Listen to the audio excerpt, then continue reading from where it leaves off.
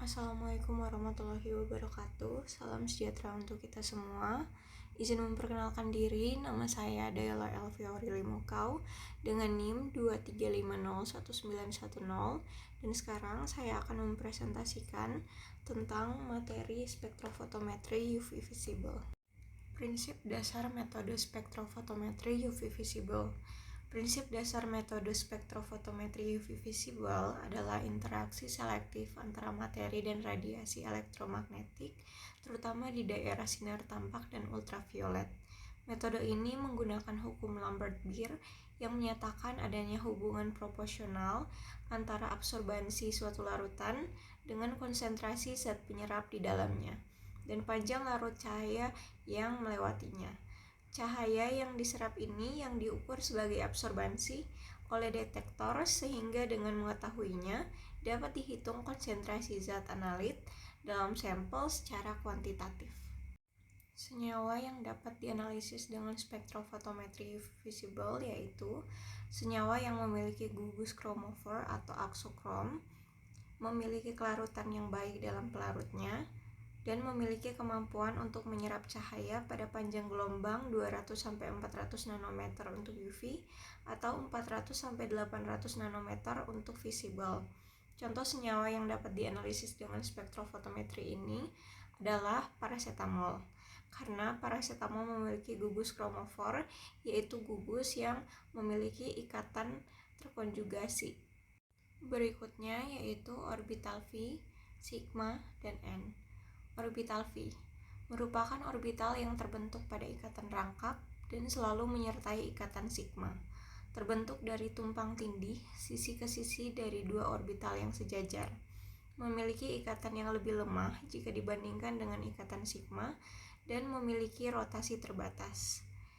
Orbital sigma merupakan ikatan kovalen yang paling kuat, memungkinkan terjadinya rotasi bebas, dan merupakan orbital yang sangat penting dalam konsep konjugasi dan aromatisitas. Orbital N merupakan orbital tanpa ikatan kovalen. Orbital ini terdiri atas pasangan elektron bebas dari atom yang berikatan. Berikut merupakan contoh dari orbital V, sigma, dan N. Contoh dari orbital V yaitu senyawa uranium, memiliki satu ikatan sigma, dua ikatan V, dan dua ikatan V yang terbentuk dari tumpang tindih orbital 5f yang memiliki simetri yang tepat. Contoh dari orbital sigma adalah pada CH4.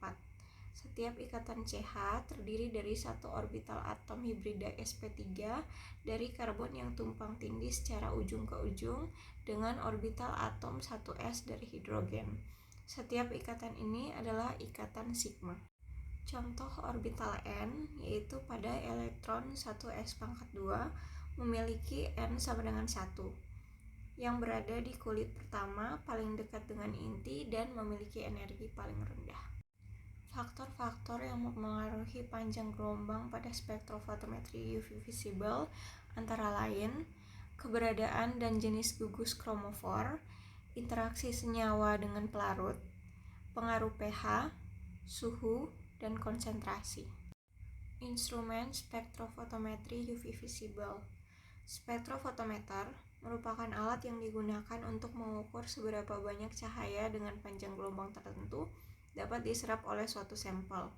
Prinsip kerjanya didasarkan pada hukum Lambert-Beer.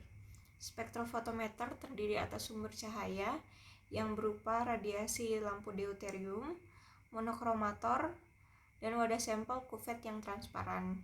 Kemudian ada detektor atau transducer untuk menangkap intensitas cahaya yang telah diteruskan oleh sampel, dan sistem pengolah sinyal dan pembaca atau readout untuk memberikan hasil nilai absorbansi dan transmitan. Analisis kualitatif. Analisis kualitatif dalam spektrofotometri UV visible adalah dengan membandingkan bentuk spektrum dan lambda maksimum dari sampel dengan baku pembanding atau pustaka. Analisis kuantitatif. Analisis kuantitatif dalam spektrofotometri adalah dengan cara menentukan lambda maksimum sampel dan melihat nilai absorbansi dari sampel.